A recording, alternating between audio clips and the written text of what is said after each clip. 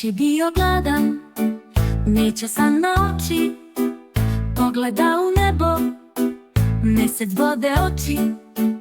Kad bi mesec bio sav od lepog sira, mogao bi Ćoškić malčice da dira. Ne bi zbog tog meseca zabolela glava, a miš naš ogladneli mogo bi da spava.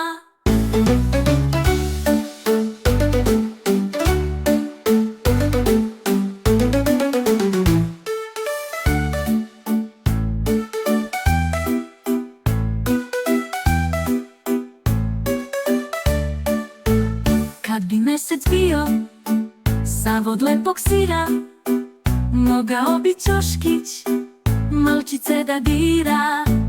Ne bi zbog tog meseca zabolela glava, a miš naš ogladneli mogo bi da spava.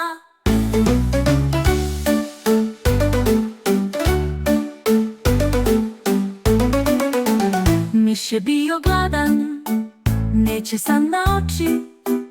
Pogleda u nebo, mesec bode oči.